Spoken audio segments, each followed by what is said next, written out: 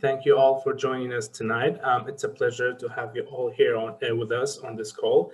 For those of you who are new, this event is hosted by Code Blue AYS. Code Blue is a club inside AYS that was first established in 2018. It is the first club of health science department at AYS. We have hosted weekly webinars online throughout the semester, and this one is regarding a very hot topic, which is COVID vaccines. There has been a lot of rumors, there has been a lot of misinformation going around. So hopefully through this online webinar, which is hosted by Ms. Goshan Qaradaghi, who is a AYS lecturer and also the supervisor of Code Blue Club. I won't be taking any more of your time. I want to welcome everyone, and especially those new faces. It's always a good thing to have such diversity and people from all around the region. So thank you very much for being here. And the floor is yours, Ms. Goshan. Thank you so much, Lano, and thank you everyone for being here. I really appreciate your time, and hopefully this will be a really useful sort of hour session. I'm hoping probably less, discussing what Lano described as a really hot topic, and it's a topic that has a lot of controversy around it because of all of the misinformation and misunderstanding that comes with what we're seeing and hearing about COVID. Hopefully this will give some clarification. Before I continue, can I just get confirmation that everyone can hear me okay? There's no issue?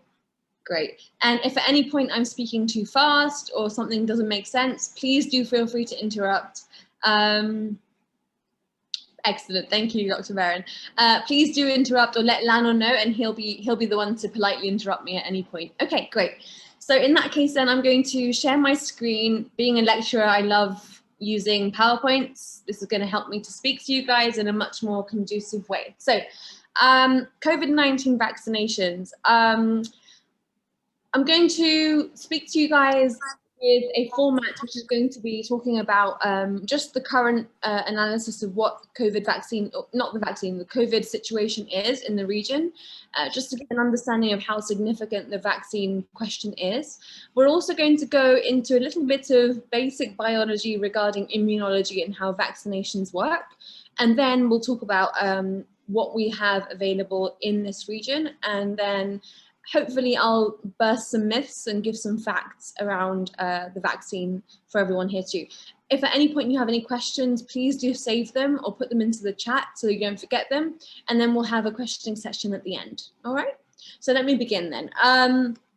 So the current COVID-19 report, this is from yesterday, so not from today, but up until now we have about 150+ million cases of COVID globally, and unfortunately about just over 3 million deaths associated with COVID. Now, when you look at any data like this, you always have to assume that the numbers that we have are relatively conservative because these are reported numbers. And of course, I'm sure many of you have probably experienced among your own families and your own communities, many people contract disease without reporting it. And so we can assume this number is actually pretty conservative, and we have a much higher burden of disease globally. In Iraq, up until yesterday, we were the 24th most prevalent country for COVID. Since the dawn of the pandemic, we've had about just over 1 million cases and unfortunately 15,000 deaths associated with COVID. You can see in this graph here that we had a little peak in September 2020. And we got very complacent and got happy thinking that we had overcome the virus and the pandemic. But unfortunately, we are now entering we have entered our second wave. We're sort of peaking here. And it's estimated that we should see a sort of downward trend by the beginning of summer, hopefully, if things go to plan. And that's assuming that we don't get any variants that are currently existing around the world coming to this region. In the KRG, the numbers are not quite so severe, primarily because we have a much smaller population. So in comparison, we do still have quite a large burden of disease. We have about just over 153,000, although this is a little bit outdated. Unfortunately, the KRG website isn't necessarily very up to date, but it still gives us an idea of the burden of disease in our region currently. with about 4,000 deaths in total. The reason I want to address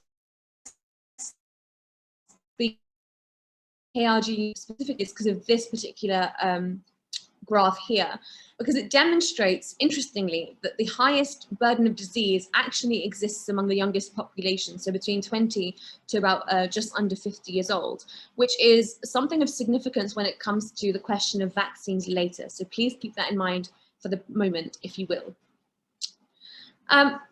Waves of infection. So as I just said, we are now sort of just passing the cusp or the peak of our second wave of the COVID pandemic in the region. We don't know, frankly, what might happen. There are lots of possibilities. There is a possibility we might have a third or fourth wave if we don't continue to adhere to public health suggestions, or if we don't have adequate vaccine distribution.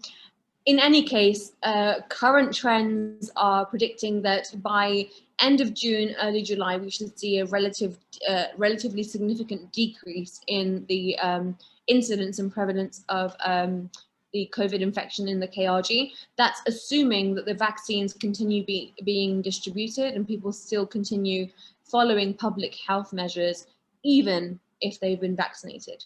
A few things that we need to keep an eye on from a public health perspective are, I mean, the Indian crisis is the most current issue that we are dealing with and we're facing because, or we're focusing on, because it's an example of a double variant. So that's an example of a mutation in the virus that could be quite detrimental, as you can see happening in India. But also we need to keep an eye and track on how the viruses are changing, what we can do to prevent those changes and what we can do to tackle them, as well as public vigilance. There seems to be a general sense of complacency, which is that people think that we're safe now and that, you know, the numbers are okay and no one's really dying anymore, so we can go back to being normal. And unfortunately, that just isn't the case from a public health perspective. The more vigilant we stay now, the shorter the time will be to get back to normalcy afterwards. So that's something we need to keep an eye on. We'll discuss that at the end as well a little bit. So do you guys know what we mean by a vaccine? Does anyone have an answer? What is a vaccine? I do. Go ahead.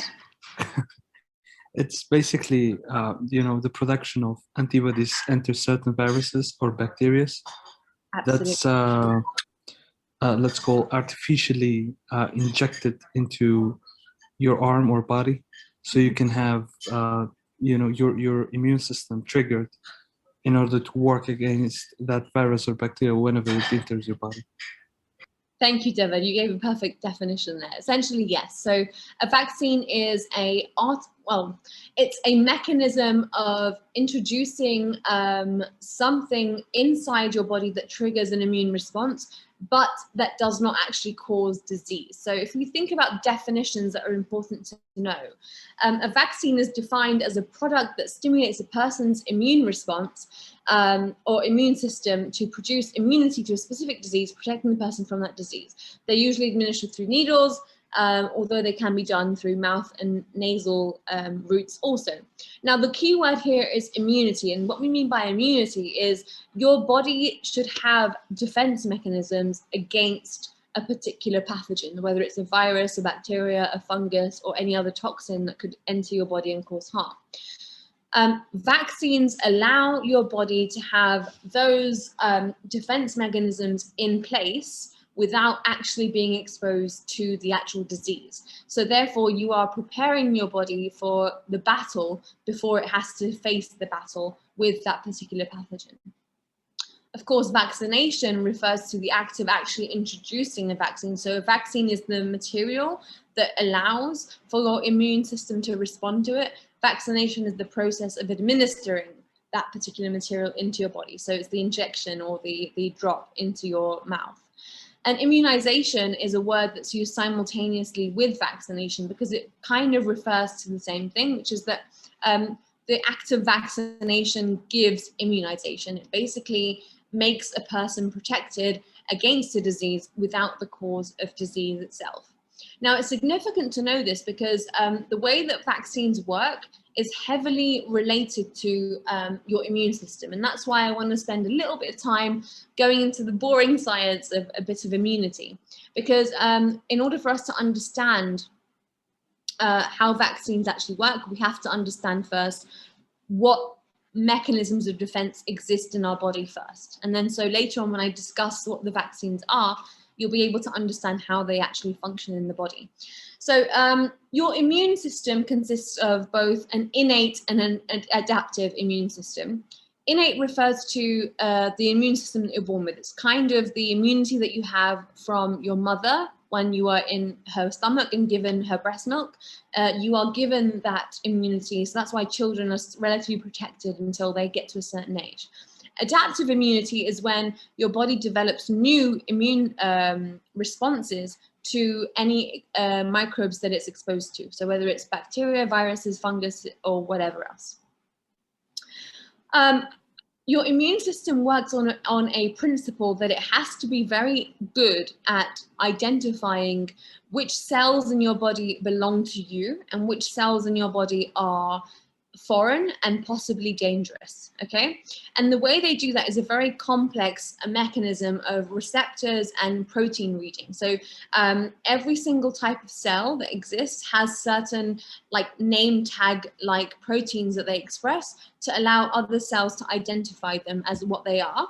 And your immune cells have a specialized mechanism of being able to identify those particular proteins to determine whether something is foreign or from your body, and whether it's something is potentially dangerous and requires removing, or should be left alone and can be left to do what it needs to do. In terms of the terminology, we tend to use the word antigen to describe any sort of substance that basically sparks an immune response. So antigen refers to a substance that basically can be identified by your body and your immune cells as something that requires an immune response, something that is potentially dangerous or harmful. And that could include bacteria, viruses, toxins, fungi, any other external material that could be potentially dangerous to your body. Now, with regards to your immune system, there are lots and lots of components, but I'm going to focus on only 3 types of components that exist inside your immune cells. The first one is B lymphocytes. So these are otherwise known as B cells. They are an example of some of your white blood cells that exist in your immune system.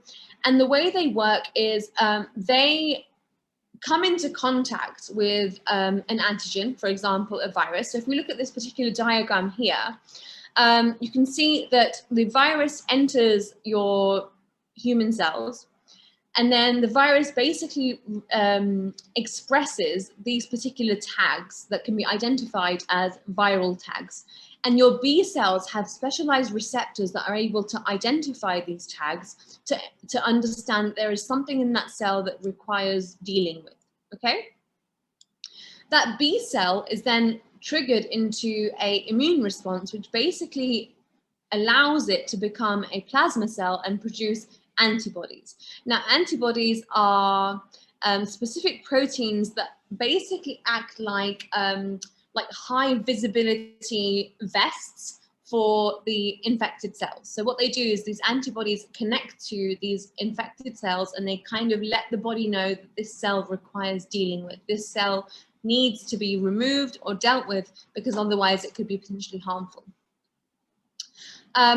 What's really significant to understand is each individual B cell only produces the antibodies for one particular antigen. So for example, you will have one B cell that can produce antibodies for a bacteria that causes pneumonia, and it will not be able to create antibodies for something else. However, that B cell can then replicate and form into memory B cells, and that is what allows us to have continued immunity. So the memory B cells allows us, our bodies, to remember if ever we are exposed to anything that resembles this particular virus here, we can trigger these memory B cells to, again, create these antibodies to attach to those viral cells and then have them ready for processing or killing by other components of the immune system.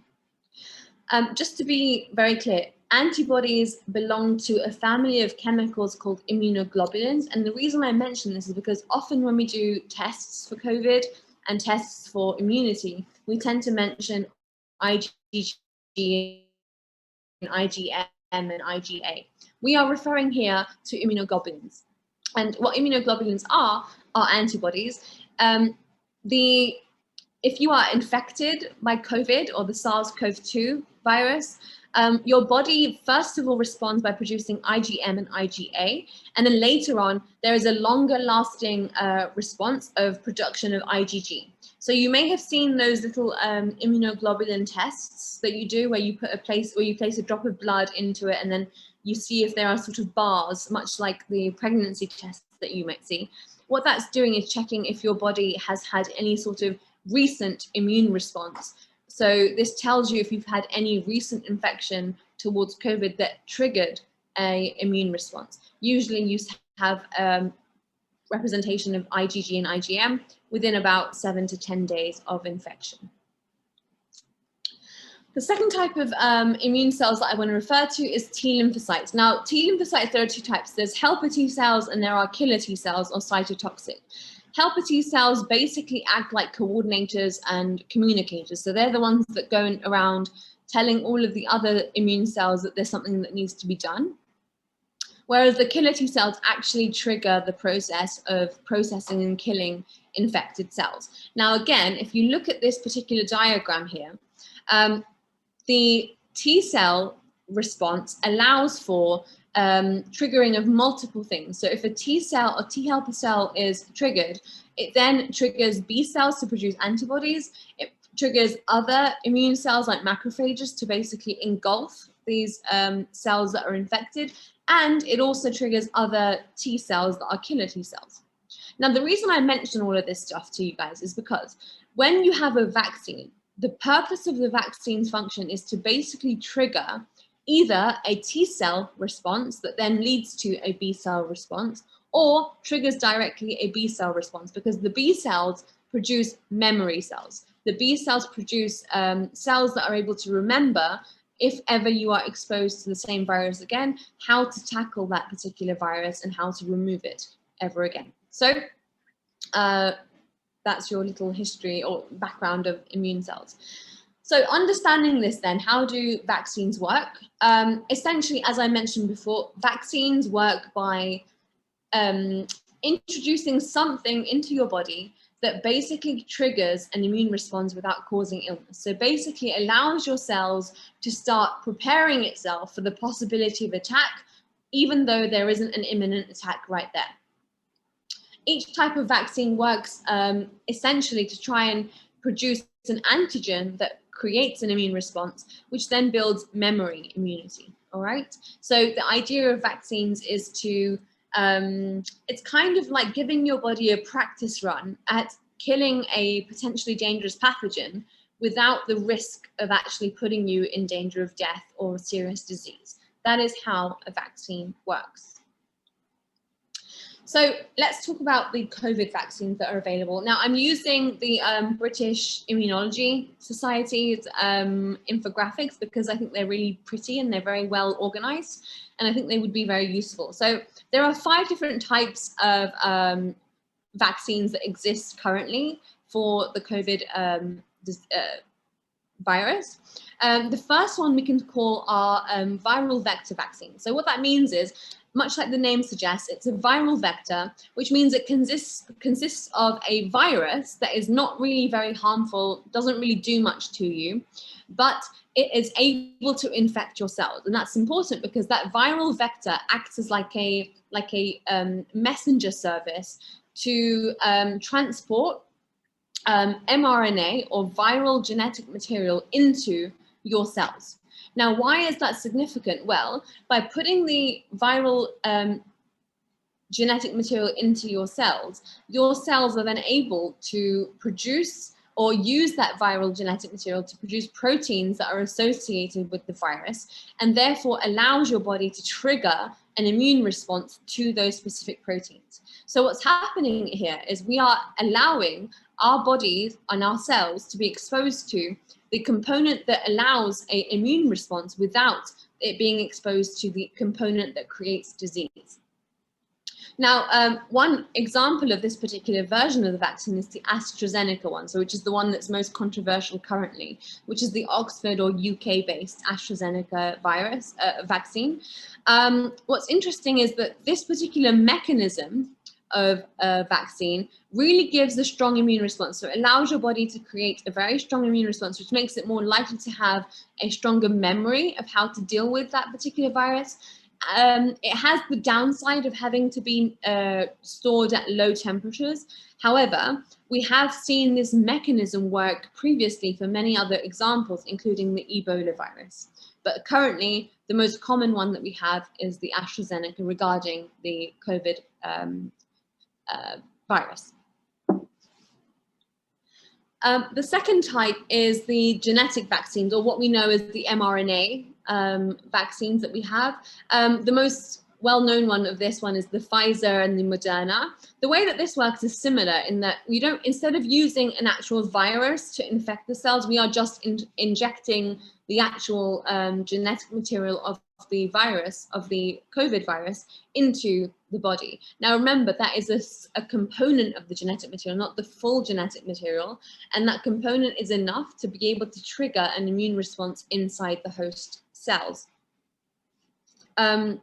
Again, what this does is by triggering an immune response, it basically trains your immune cells to be able to identify very quickly if there is a virus inside the body, and then if there is a virus, how then to deal with that virus by removing it. One negative of this particular mechanism is that it requires very, very low temperatures, and that's been shown to have be an issue for distribution, because it requires, the Pfizer one requires a -70 degrees temperature storage, whereas the Moderna requires a less than -20 degrees Celsius storage. However, the positive side of this is that it is very low cost and incredibly efficient and fast to develop, which is why we are seeing such quick turnover of viruses that are related to the mRNA mechanism here. The third example is the Sinovac example, which is the Chinese version of the vaccine. This is an inactivated vaccine. So for this particular example, you have a virus, a COVID virus, that has been inactivated. So it's basically not alive, it's not able to infect. However, it has all of the structural components that allows your body to be able to identify and again, train itself to deal with this particular virus. Other examples of this type of virus or vaccine is influenza one, so the flu jabs that you might get every year or your parents might get every year. The only issue with this type of vaccine is that sometimes it doesn't give a very strong immune response. So the time limit of the immune response is relatively limited. You may need to have consecutive doses of this vaccine to keep your immune response high. We also have attenuated vaccines. In this case, we only have one particular COVID vaccine that's using this mechanism, and it's not quite finished with its clinical trials, which is the Codagenics. The way that this particular vaccine works is you don't have an inactivated virus, but you have a weakened virus. So the virus can enter your body, and it might cause some mild symptoms, but not really enough to be considered a disease. And again, it works in the same way as the previous ones by triggering an immune response. The last one we have is the protein vaccine. So instead of vaccinating you with the genetic material that's used to create the proteins, in this example, we are vaccinating you with the actual proteins that are necessary for identifying the vaccine. Again, we have the Novavax and the GlaxoSmithKline Sanofi version of this, but these particular mechanisms are a little bit slower, and so we haven't got necessarily many examples of this for the COVID virus in circulation at the moment compared to the previous ones, because they happen to be faster and more efficient for production. So I want to just give you a little comparison of these particular types of vaccines. So we have the four main ones, or the four most commonly distributed ones. The AstraZeneca is, as we mentioned, a viral vector one. It tends to have an efficacy of between 60 to 90%, and it requires 2 doses. In comparison, the Moderna and the Pfizer have an efficacy of 95%, and the Sputnik one is 92%. I want to mention that efficacy is a very specific word when it comes to vaccines. We'll talk about that in a moment. But before I do, in comparison to the different strains or the different variants of the COVID virus, all of them have the same sort. So if you look at the original virus, we have the same patterns here in terms of their efficacy. And all of them seem to work quite as effectively with the British strain, which is the B117 strain of the virus. However, none of them seem to have quite as much efficacy when it comes to the South African strain. And with regards to the Brazilian strain, in many of them, in 2 of them at least, we don't seem to have the same response either. However, the Pfizer and the AstraZeneca do seem to be protective against the Brazilian.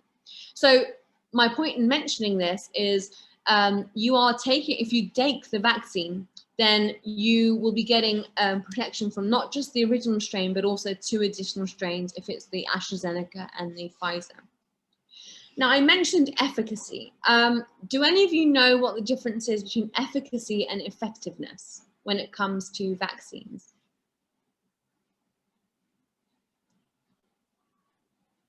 I'm guessing the deadly silence means no, and that's fine. It's a little bit, oh, go ahead, Milan. Do you want to have something to say? Yes, I'm not sure, but I would guess that efficacy if like how much percentage chance it has to work, and if effectiveness is basically when it works, how much of an impact it has. Right. Yes and no. So both of those, I mean, to be fair, both of those are saying similar things. Efficacy and effectiveness refers to essentially the population that you are like taking your data from, right? So let me explain. Efficacy, when you look at any of these articles and papers that mentioned, you know, the Pfizer vaccine is 95%, has a 95% efficacy, and the AstraZeneca has 60 to 90% efficacy.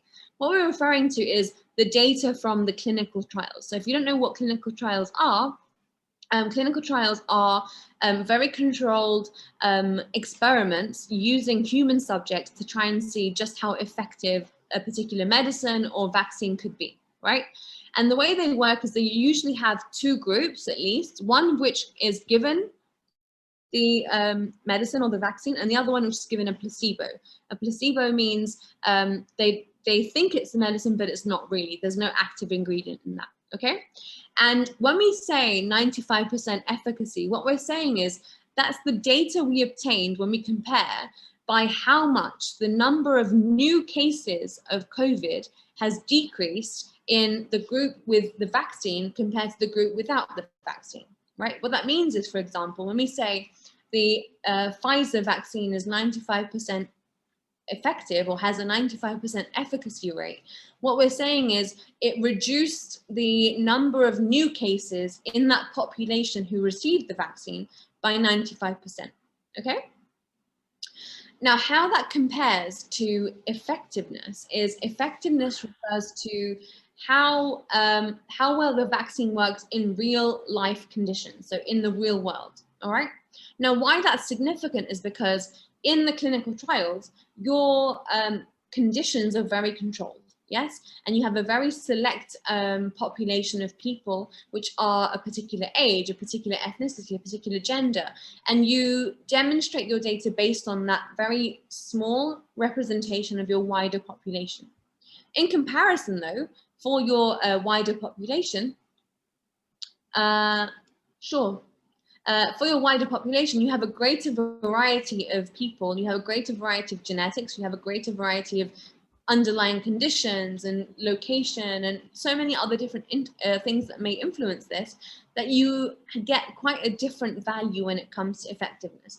I believe Dr. Tahir wants to say something. Yes, Goshan. I just want to remind ourselves that, you know, comparing the efficacy of different vaccine is very misleading, because this efficacy been measured or been calculated on different population and at different times.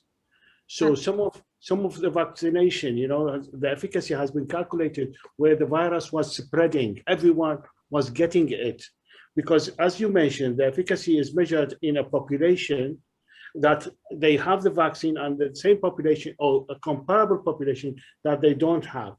At the time when the virus is spreading, everybody is getting it, so the efficacy will be much depressed, because yes, it will reduce the number of cases that are in the group that take the vaccine, but it's the vaccine, the virus is already spreading very fast. So on these vaccines, the efficacy has been measured in different population and in different countries, probably different variants as well. So just make sure that, you know, the efficacy, when we measure or when we compare the efficacy of different vaccine, this is very misleading sometimes. Thank you.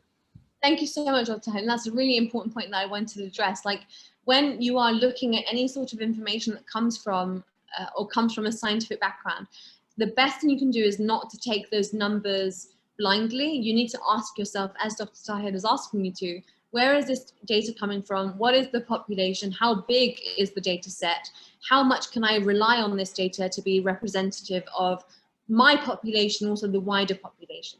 The reason I mention efficacy versus effectiveness is, unfortunately, we don't quite have any current data with regards to effectiveness, because that requires follow-up among the population, and we're only just sort of in the second or third stages of distributing vaccines globally. However, my point in mentioning this, and it comes back to Dr. Said's point, is sometimes these numbers can be really misleading. They can give a false sense of confidence or a false sense of caution or fear. The best thing to remember is the most common versions of vaccines that we have, for example, the measles, mumps and rubella vaccine, or even the flu shot that many people take every year during the winter. No vaccine has ever been shown to be 100% effective. So this idea that we need to be 100% sure that we are protected from the virus is obsolete. What I need you to understand, though, is there is still an incredibly valuable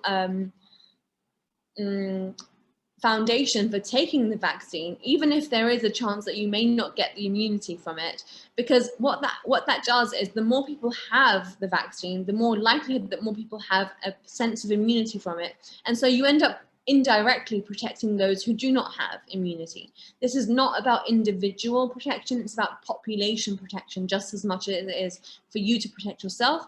It is about you protecting your community, your family, and your wider population too. So that's my point in mentioning these points. And thank you so much, Dr. Zahid, for clarifying that for us. So what's the situation for vaccines in the KRI, or the Kurdistan region? I just got a call about half an hour ago from the Ministry of Health's public spokesperson. So we have just under 90,000 vaccines that have been sent to the KRI. The last batch was from 2 days ago, and about just under 70,000 of them have been administered to people. The vaccines that we actually have access to in the KRI are the AstraZeneca, the Pfizer, and the Sinovac. And what I was informed was that on a weekly basis, they are receiving new batches of the vaccines, although they are mixtures. So they don't have, it's not like this week it's AstraZeneca, this week it's Pfizer. It's very much about what's available and what's being sent to us. In regards to the actual process of getting the vaccine, I'm aware that there are some levels of confusion with regards to the process of actually obtaining a vaccine in the community. Now, my understanding is that through the government agencies, you are able to register to go and get a vaccine. In other countries, there are sort of limitations in terms of who gets priority, but unfortunately in our community, although the government website says that people of a certain age have a priority, or people who are in the health sector have a priority, or in the security forces, what we found is actually, because there isn't adequate data to tell us just how many people are actually classified as these particular groups, we've taken on, or the government has taken on, a sort of first come, first serve mechanism of distribution, which means that, on a positive note, it means that you young people have access to the vaccine at this point, so you don't have to wait until the third or fifth wave of distribution. If you choose to get the vaccine, I want you to be very aware that you may get some side effects that are relatively common. For example, the location of the vaccine could lead to swelling, pain, or redness. In a general sense, your body could have a sort of, it's your body giving an immune response that it thinks is to a very active pathogen that's possibly causing it disease. And those immune responses can include, chills and fevers and tiredness and body ache. I've received my first dose, and I can say that I experienced many of these symptoms myself, but it's only temporary, and it's well worth the idea that I'm now at least partially protected from a severe infection of the virus. At this point, that's my contribution to information, and I want to spend the last part of this seminar sort of trying to tackle some of the myths and facts that are existing in the community. I am aware that there are loads of others than what I've addressed in these slides, and I'm sure that many of you will be able to address them to me at the end of the lecture. But for example, one of the common statements I hear from students and other people in the community is, if you've had COVID, you don't need to get a vaccine. Do you think this is true or not? It's not. I already had COVID and I took the vaccine as well. Well, me too, thank you. But there is a misconception, and you're right. So this is actually considered a myth, right? This is a misconception because, and the reason that people or experts are saying that even if you've had COVID, even if you've had quite a strong immune response to COVID, it is still beneficial and useful to you to take the vaccine for two reasons. The first one is we don't have any clear indication or understanding of just how long natural immunity lasts in people. So you might have immunity now, but you won't have it forever. And there have been cases of people being reinfected with COVID after months or a certain period of time. So that's a false sense of security, thinking that because you've had it, you won't get it again, right? Or that you won't get it worse, or that you won't have bad symptoms. The second reason that we are suggesting that you do get the vaccine is because preliminary research has demonstrated that the vaccine is actually indicating a stronger immune response in people. So actually, it is more protective than getting the virus itself and then developing immunity. So for this one, I would say it's a myth. If you have had COVID and you do want to get the vaccine, please go ahead and do so. It's still an incredibly protective thing to do for you and your wider community. Okay, the next one that seems to be a really hot topic at the moment is the AstraZeneca vaccine is too dangerous for young people. People under 30 shouldn't be taking the AstraZeneca vaccine. What do you think about this? Yes, go ahead, Dr. Tahir. Actually, I had a conversation with one of my friends from the UK. He's a chest physician, and he's, he deals with these things every day. He said in the UK, they stopped giving AstraZeneca to young people, not because it's not effective, but because of the risk-benefit thing,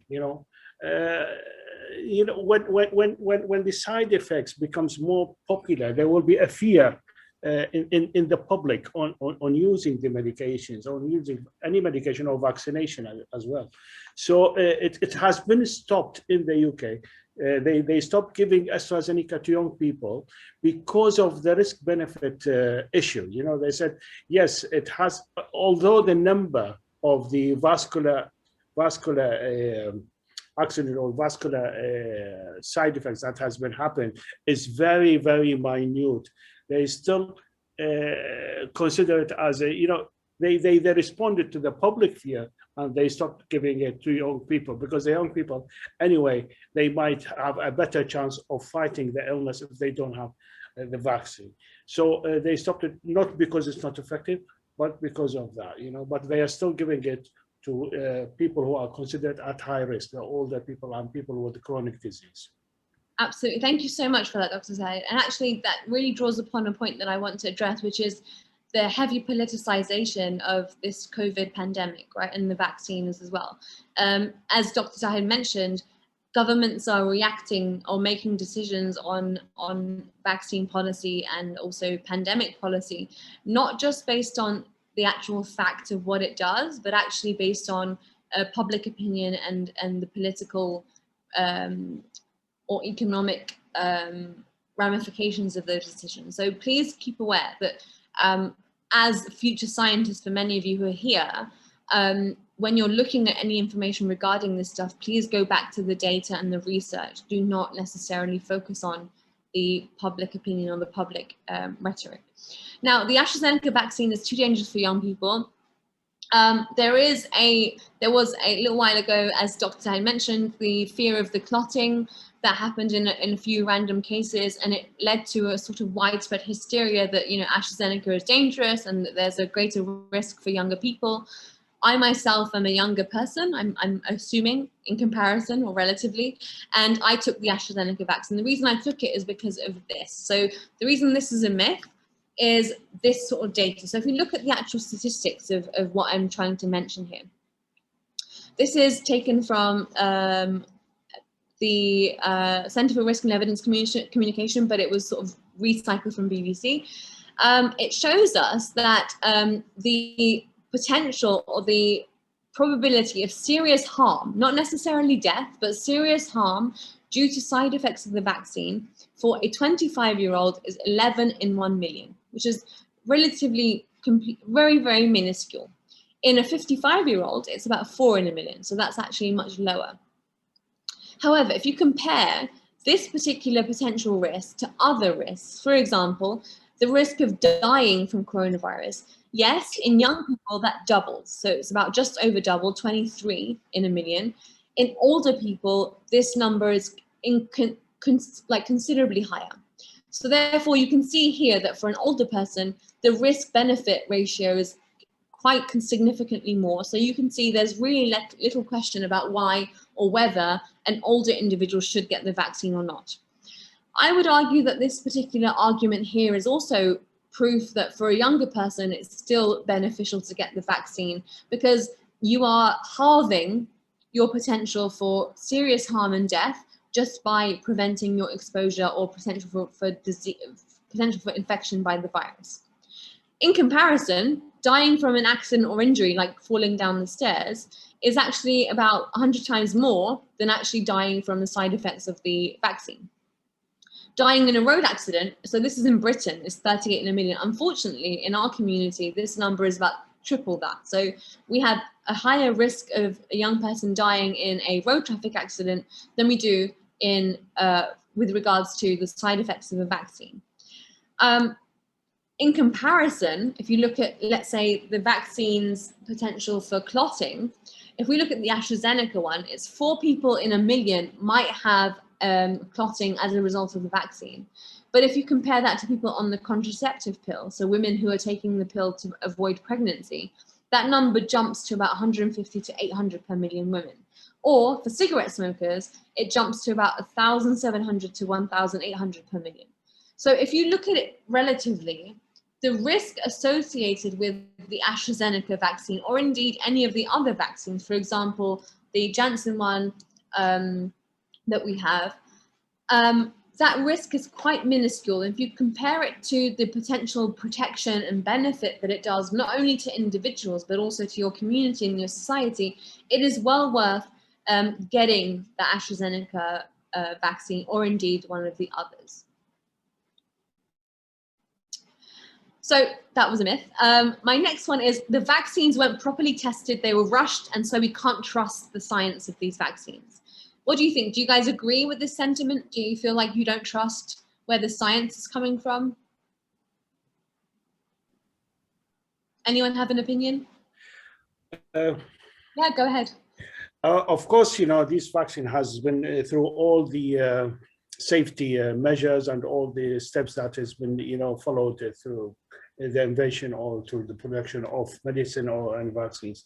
But one thing for the messenger RNA vaccines, the long-term effect of that, it hasn't been calculated yet. That's the only thing. Long-term effect might take years to be seen or to have the effectiveness. But probably because we need that vaccine, we couldn't wait for a few years to develop that. So that's the only thing. The long-term effect of using the viral vector and the messenger RNA hasn't been calculated 100% yet. Thank you, Dr. Thet, and that's very true. However, as you mentioned, the idea that somehow these companies or pharmaceutical companies are sort of skipping essential stages of testing for these particular vaccines, that's not true, all right? The reason that's not true is because a lot of the technology of many of these vaccines already existed, so they've been tested previously. In addition to that, for example, with as Dr. Tai mentioned, the mRNA vaccines are inherently just a much more efficient and cheaper and faster mechanism of vaccine production. So they generally take a smaller period of time to produce anyway. In addition to that, what was done because of the necessity and the urgency of the situation was a lot of focus, a lot of research, and a lot of resources, including money, was given to these companies to be able to very quickly come up with the vaccine.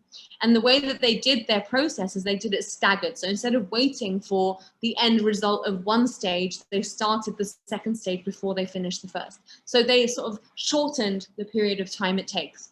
My point in saying this is the necessary steps it takes to ensure that the initial understanding of these vaccines is safe has been adhered to, and actually many of these international agencies and governments have been monitoring and checking this for us. But as Dr. Tahir says, because of time, we don't have any real substantial understanding or data regarding long-term influences or long-term effects. Having said that though, in general, when you look at the risk of disease and death compared to the benefit of protection, with the slight risk that there may be some complications in the future. This is why many governments and many communities are arguing that actually it is okay to take the vaccine, even though we don't have 100% knowledge about what the long-term effects are. And we will get that eventually anyway. Another sort of myth, I should say, I just gave it away, but another idea is that if you get the vaccine, then life goes back to normal. There's no more mask wearing and there's no more public health guidelines. You can start hugging your friends again and going for shisha and for dinner with your friends and sitting very close. Unfortunately, that's not true, all right? The reason it's not true is because, yes, the vaccine gives you protection. It protects you from getting symptomatically severe disease. So it basically prevents you from dying or prevents you from getting very, very severe disease if you have an adequate immune response to the vaccine. That does not mean that you cannot still be a vector for transmission. We don't have any clear indication or data regarding whether or not somebody who's been vaccinated is able to still carry and transmit the virus to other people. So in this sense, yes, you may be protected personally, but as a citizen of the globe and as a human being within a community of people, we still have a public responsibility to make sure that other people who may not have access to the vaccine or other people who are maybe more vulnerable to disease still do not have the risk of getting the disease from us. So it is essential that for a period of time, even after the vaccines have been distributed and administered, we still stick to some level of public health precaution, just to ensure that until we have a level of herd immunity among our community, we're not adding to the problem by irresponsibly giving the virus to other people, even though we're protected. It's quite a selfish mechanism to do that, okay?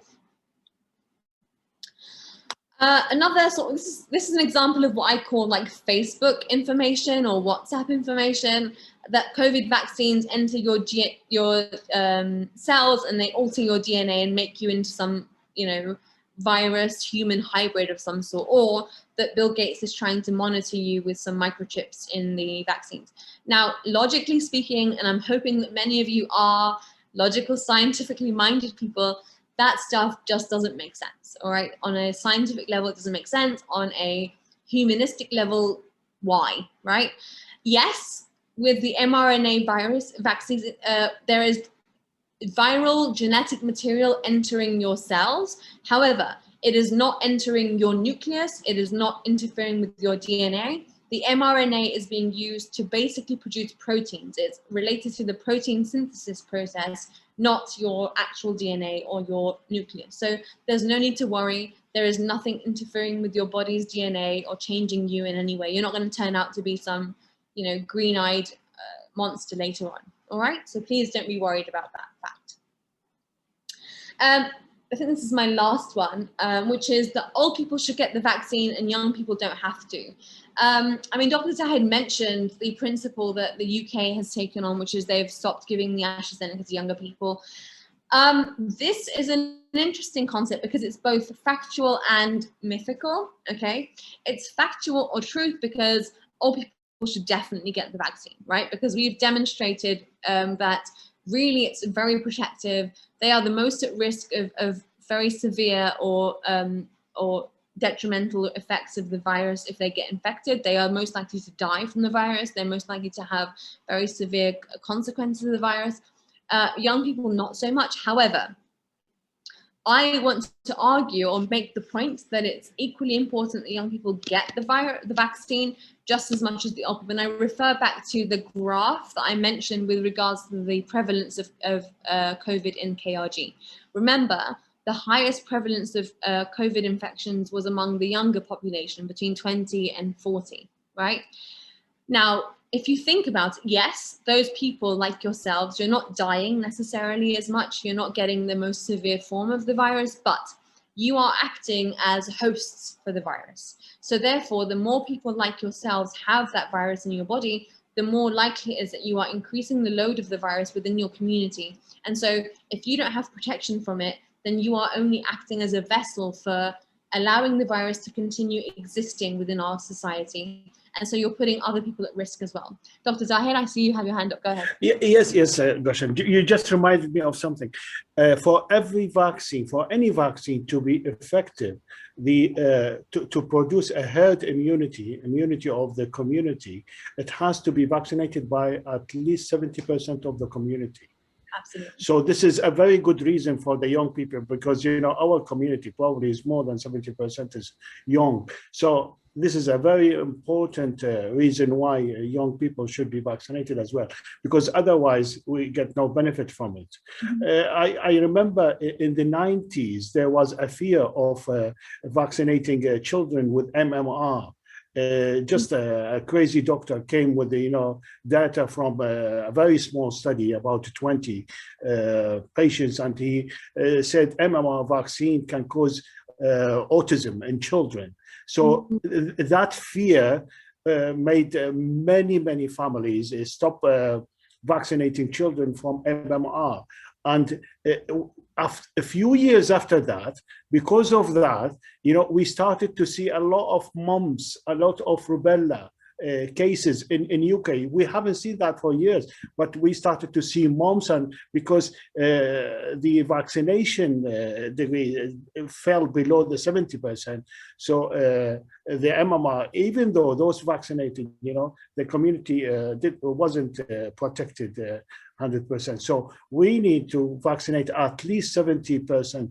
So it's not only a question of willingness to have the vaccine, but also the availability should be considered here. Thank you. Thank you so much, Dr. Zahid. Yes. So we're talking in terms of like ideal situation. We're talking that with the concept that we have access to vaccines at the moment. It's looking positive that the number of vaccines coming into the country are increasing, and the government is really putting a lot of effort in trying to do that for us. However, my goal from this particular seminar was to try and sort of ease some of the anxiety that exists around the vaccine issue. And I know that it's a very hot topic, very controversial, there's a lot of misinformation out there about this sort of stuff, and it's hard to decipher what's actually factual and what you should base your decision on. But I'm asking you guys as critical thinking students of AUIS to use the skills that we're teaching you to be able to decipher what's factual information from political propaganda and from sort of unsubstantiated information that comes from sort of minimal research, as Dr. Tahir just demonstrated with the MMR example, which is the best example of that.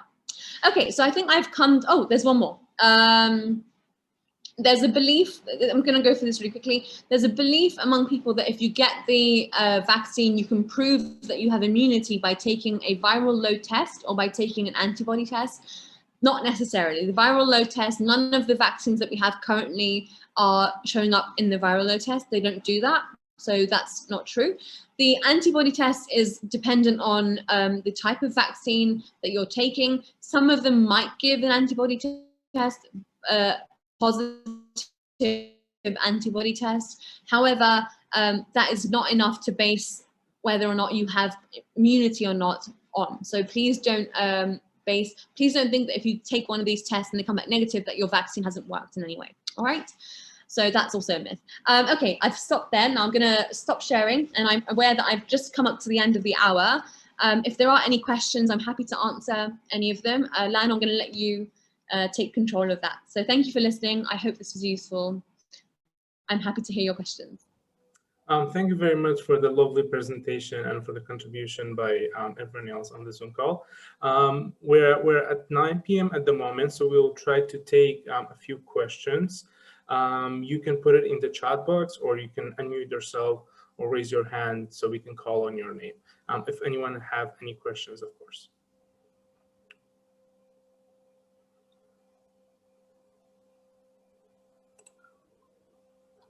So I have received a question from the chat box. I'm not sure if it's related to the vaccine itself.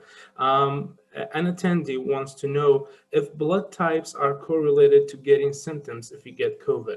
So I'm assuming if your blood type affects your COVID symptoms if you test positive. Mm-hmm. Okay, interesting question. Honestly, I don't have an answer for it. I haven't looked into that in terms of research. I think this is probably one of those examples of maybe some information that isn't necessarily substantiated. We don't have much detail about that. I'm sure Dr. Tahir might be able to add something to this, but my contribution to that is I don't know, but I don't think so. Go ahead, Dr. Tahir. Just very small studies from China. They linked the infection with certain blood group A or group O, I don't know. But these are not reliable. So I'm not aware of anything, you know, that any blood group that makes you more vulnerable to get the infection. Thank you. Thanks. Mir Jeff, I assume you have a question. Yes. Can you hear me? Yes.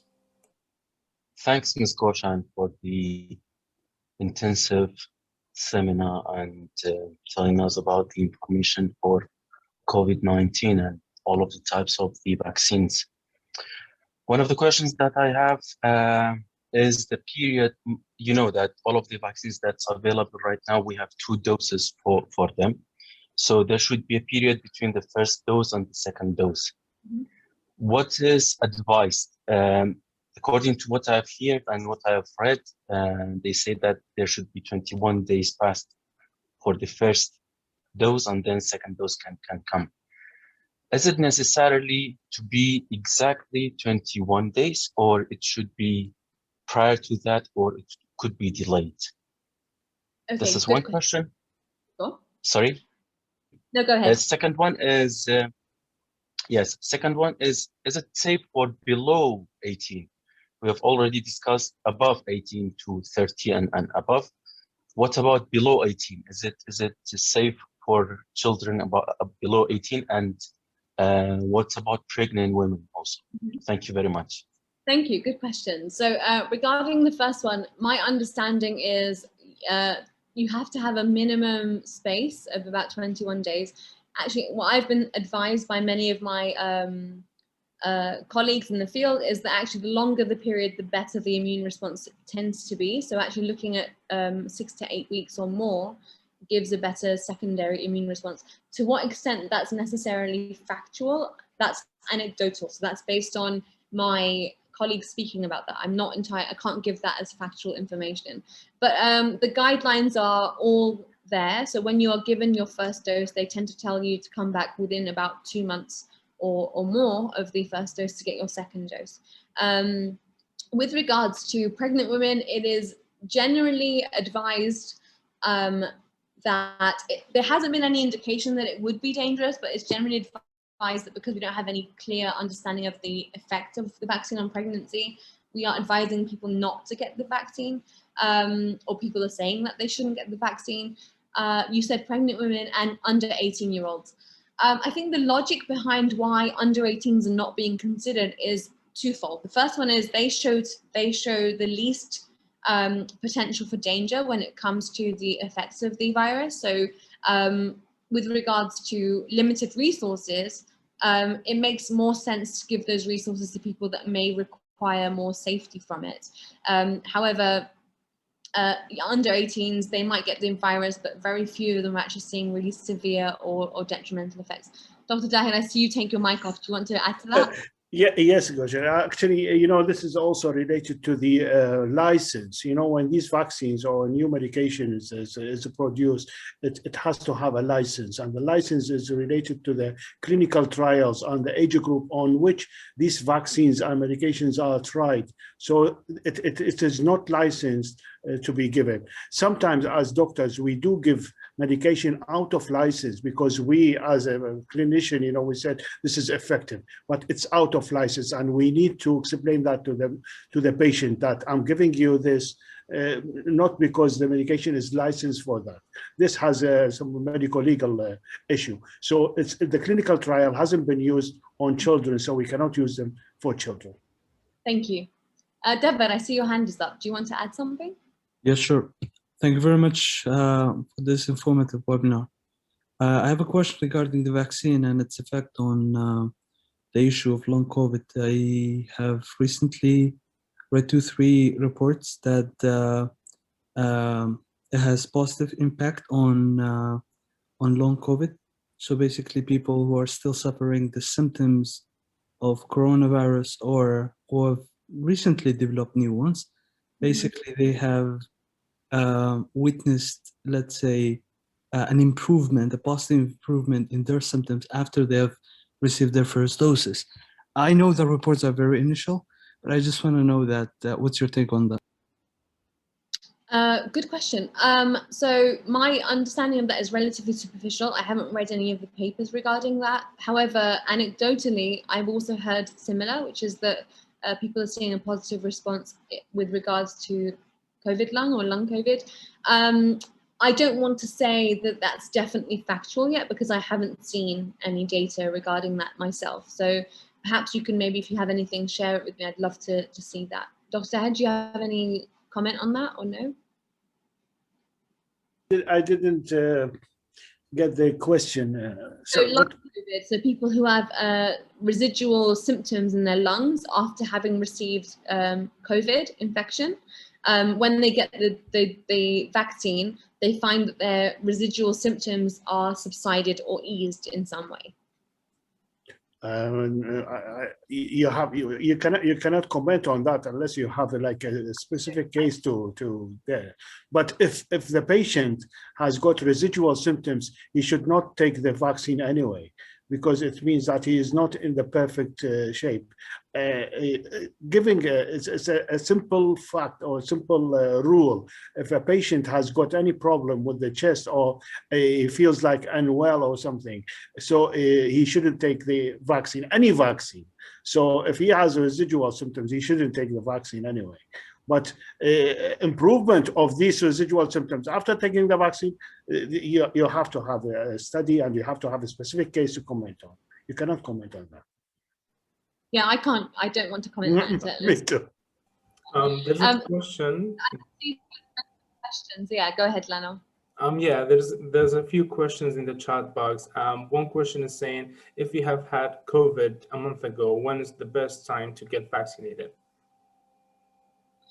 Good question. So the doctors that administered my vaccine, they suggested that you needed a 6 weeks sort of break period from being COVID-free and your vaccine. And that's what they asked me. And I was about 8 weeks from my last infection to my vaccine. So that's what they're saying to people, about 6 weeks COVID-free. Okay. There's another question that is asking, do we need to do any tests or examinations before taking the vaccine? Not necessarily to my understanding. I mean, I think there a lot of people are doing things based on anecdotal understanding. For example, my parents were advised to take aspirin before taking the vaccine just to ensure there weren't any clotting. We gave it to them because it wasn't necessarily dangerous to give them aspirin, but there wasn't any substantial scientific backing for that. So my understanding is no. The only thing I would say, as Dr. Tahir said, is just to check that your health is relatively good. You don't want to be taking a vaccine when you are compromised in your health, because that might make your situation worse, and make sure you're not pregnant as well. Thank you. Another question, someone's asking, is it safe for people with Down syndrome to receive the vaccine? Has there been any studies? So again, I don't know any specific detail, but from my understanding, the only concern that there would be for anyone who has Down syndrome is the congenital sort of higher risk with regards to cardiovascular symptoms, and that's the only thing that I would be concerned about with regards to Down syndrome. My understanding, though, is that it shouldn't be an issue, but I can definitely research that. I haven't got any actual data about that. Dr. Zahid, do you have any comments on that? Down syndrome, usually they have some congenital heart defects, and they are more vulnerable for these infections, and this is a very good reason to give them the vaccine, to be honest. But some of them as well, they have some form of lymphoreticular problems, and that might alter their immunity towards the vaccination. I have no information. I need to review my information about that. Sure. Can we have some of the hands raised? Heshu, go ahead. I just wanted to address the pregnancy issue. So in the UK, the RCOG guidelines, the Royal College of Obstetricians and Gynecologists, have recently just put out a statement as of 16th of April 2021 that indicates that pregnant women can actually have the COVID vaccine.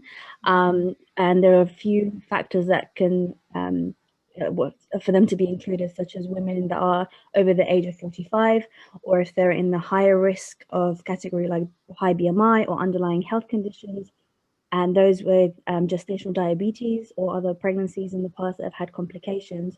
And if they're healthcare workers, so there are certain factors that if they do fall under, they can actually take the vaccine, and that's quite recent. Just wanted to put that out there. Thanks, Heshu. So for those of you who don't know, Heshu is actually a friend of mine who happens to be an obstetric sonographer. So she has some knowledge about this stuff. Thank you for that. B? Oh, hey. Hi, Ms. Goshen. Hello. Thank you for doing this webinar. I have a very strange question because I don't have really background information about biology mostly. Okay. I was actually wondering if you've gotten a vaccine for another virus in the past, will that affect the severity of you getting COVID? For example, I've been vaccinated a couple of times as a kid, and well, there's a conspiracy theory, I'm not sure if it's true, that's for you to confirm, if if it affects COVID virus as well. Thank you. That's a really interesting. It's not a strange question, it's a good question. The way that vaccines work normally is that they allow your immune cells to have a very specific response to a specific component of an antigen, so whether it's a virus or a bacteria. I don't know, I can't speak to how the COVID or previous vaccines influence your experience of COVID, but I mean, considering if you think about the most common vaccines that exist globally, everyone takes a relatively the same sort of combination of vaccines globally, but everyone's getting very different responses to the actual virus. So that would be my answer. I don't think that it would have a necessarily significant influence on that, but really interesting question. Thank you so much. Dr. Zahid, I see your microphone is off. Do you want to add something? No, it's just, I was thinking, there's something called cross-vaccination. Cross-vaccination, when you give vaccination for something and then it gives you protection against other things. This depends on the antigenic similarity of the antibodies, because it's all about production of antibody. If this antibody is specific to a specific antigen, sometimes this antigen can be present in different viruses. So probably if you have, the COVID is one of the SARS virus group. So if you have a vaccine that is previously, given for SARS or something, it might give you some sort of protection against the COVID. But this is not proved unless you do, some actual practical experiments for that. But the vaccine itself, it has no bearing on, another vaccine, because as I said, each antibody, and you just said it, the beta cells, which becomes plasma cells, when it forms antibody, it is a monoclonal thing. So it's only for that. It becomes a factory for a specific antibody for that vaccine. So it does not affect the protection against other, unless it is very, very similar. And this is very rare, very rare. Thank you. Sorry to interrupt. So that means that if they're in the same family or like the SARS family group, then they might get affected. Oh, probably yes, and but not others. And even the same virus, it changes its code every year. The antigenic shift and antigenic drift, every season, and every 10 years also there is a major change. So we have to update the virus every now and then. So, understood. Thank you. Yeah.